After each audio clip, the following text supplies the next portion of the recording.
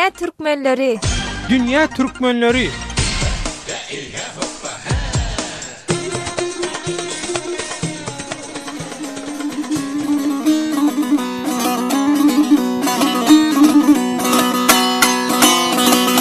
Mekrowanda olanlar Azatlyk Radiosynyň dünýäniň dürli ýerine ýaran türkmenleriň aktual pursatlary baradaky hepdelik dowamly gepleşigi başlaýar.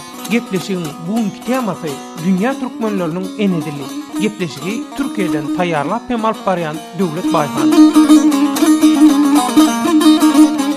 Hormatly radio dinleyijiler, bilinçli ýaly her ýyl 21 fevral 1999 ýyldan bäri UNESCO tarapyndan bütün dünýä enedili güni hökümine bellenip gelinýär. Enedili gorap saklamak dürli ýurtlarda ağırlyk bolup ýaşaýanlar üçin esasy mesele bolup durýar. İran, Awganistan, Pakistan we Türkiýe ýaly ýurtlarda ýaşaýan etnik türkmenler hem edil şeýle toparlara degişli. Eýdem olaryň häzirki döwürde enedili barasynda nähili problemler waka. Olar şol problemlaryň hötdesinden gelmek üçin nähili işler alyp barýarlarka.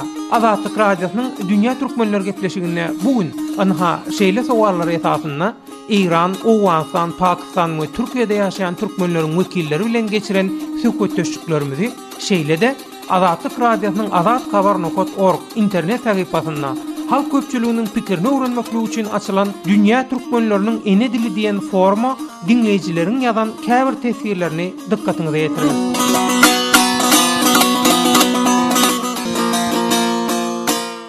Hormatly radio dinleyijiler, Azatlyk Radiosynyň Dünýä Türkmenleri gepleşigini dinleýärsiňiz. Dünýä Türkmenleri gepleşigimiň bugünkü temasy Dünýä Türkmenleriniň enedili. Söhbetdeşimiz Awganistandan Pakistana, soňam ol ýerden Türkiýe göçüp gelen, häzir bolsa Istanbulda ýaşaýan türkmenliň wekili Gurbanazar Çaraga. Gurbanazar aga, gepleşigimize hoş geldiňiz.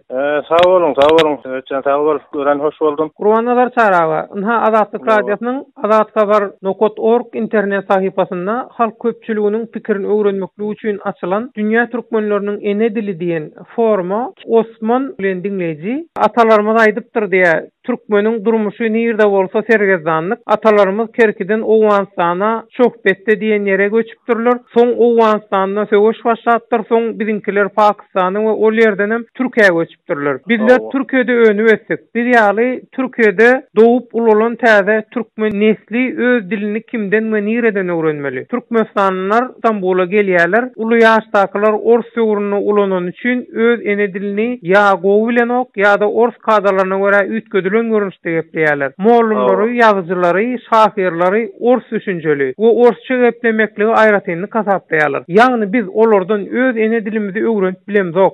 Türkmen dili ors söwrüne üýtgedildi. Soň bolsa Niýazow we Berdimuhammedow tarapyndan üýtgedildi. Näme üçin? Başga ýurtlardaky türkmenler öz enedilini ýadyndan çykarsyn nipmi ýa olar öz arasynda aňsat düşünmesin diýen maksat bilenmi? Türkmenistanyň häzirki elipbini öwrenmeklik bizim üçin zulüm ýaly. Telewiziýa kanallaryna prezidenti öwmekden başga maglumat beren oklar, telewiziýa kanallaryndan hem öz enedilimizi öwrenmäge mümkinçiligimiz ýok. Azatlyk Radiosy inni şeýle ýagdaýda siz aýdyň bir ýaly başga ýurtlarda azlyk bolup ýaşaýan etniki türkmenleriň täze nesli öz türkmen enedilini nireden we nähili öwrenmeli? Menem öz enedilimde ýazyp bilmeýän, türkçe ýazýan. Biz kenidem ata-babalarymyzyň Kerkiden gaýdan döwründäki türkmençesinde gepleşýär we onu gorajak bolýar. Aýdaly biz ýene biraz bilýär. Ýöne bizden soňkular gynansaňam türkmen dilini hiç öwrenip bilmezler we öz enediline düşünmezler. Bu problemany çözjek ýokmuka? Size sag bolsun aýdýas diýip öz pikirini beýan etdirdi.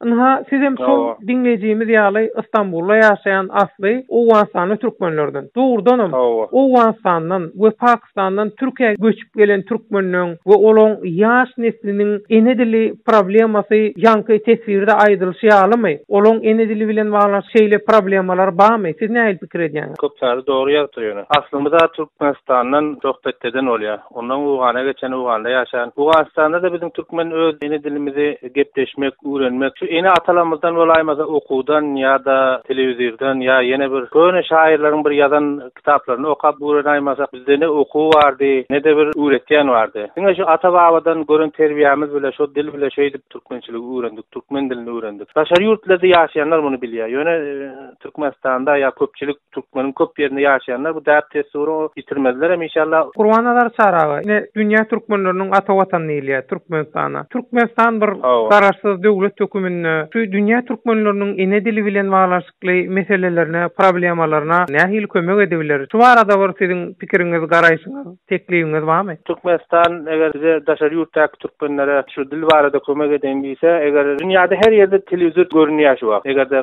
Sputnik diýelim, any orçça bolýar da, şuň türkmenjesi ýok da. Şu telewiziona bir saatda şunu okatsalar hem bolýar, internetten bir goýsa da bolýar. Şeý dip çözlermi kadýanda, kitap elip bir şol daşary ýurtdaky türkmenlere şolar ýetişdirip bilseler, öz dillerini şeý dip biraz saklarlar. Şu elçihanlarda bolsa, şolardan barıp alyp bilseler, gaty goýgalarmy kadýanda. El yeterli ýagdaýa getirseler diýär. El yeterli hawa, el yeterli ýagdaý bilen. Gurbanadar çara söhbetleşiňiz üçin köp sag bolmaňlar. Hormatly radio dinleyijiler, Azatlyk radiosynyň Dünýä Türkmenleri gepleşigini dinleýärsiňiz.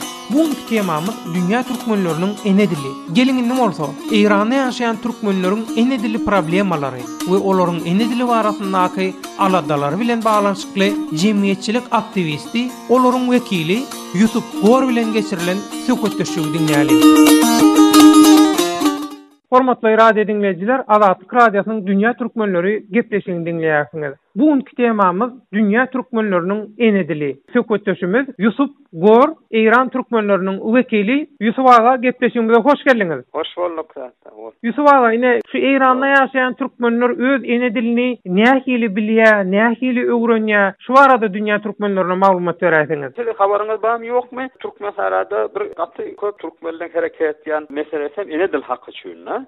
Ol İranyň hem konstitusiýasynda bar, şol 15-nji maddada fars diliniň ýanynyň her kim öz ene dilini okap bilýär diýip. Bu okatmalylyk, dogrymy? Ha, o okady bilýärmi onuň türkmenler? Ýok, okatman ýerde bar, özlerem näme, şol ýaryp dilde hiç haçan şol orada bir eňen uzýanyk bir hareket eden o İran hökümeti da hareketçiliklerim näme gaýtan täsir berýär. Türkmenliň öz şu ene dilini öwredi biljek maglumatlar, ýetişen kadrlar barmy, dilçiler barmy? Eger bir hani öwrediň diýilýän öwredi bilerlermi? Türkmen öwredi bilirler. İran'da reformistler reform geçirmeli. Ýörüýte planlary jar etdiler. Taýlaw geçen radan halk tes berdi. Şeýdip İranyň prezidenti Muhammed Hatimi iş başyna geldi. Şoma halk bir ýeňillik gördi. Köp diller okudylýar. O hem türkmen dilem amana İranyň ýaşaýan halkyň kadärle daşary ýurtda İranyň daşarda halkary dillen bir hökmüni okudylýar. Ýöne şo forsatdan milletem peýdalanýar, şonu okuýar, öwrenýär. Yani onun öňüm 79-njy ýylda Iranda rewolýusiýa bolandan sonra bir amatly şert töredi. Türkmenlerin ýaşaýan ýerinde de goşa hakimiýet emele geldi. Şo forsatdan peýdalanyp türkmenler hem dilleri üçin hem ýörüýte okuw açdylar, ýol aldylar. Türkmen dili ýörüýte tapak geçirildi. Okuw mekdeplerine dälle. Şoň daşyndan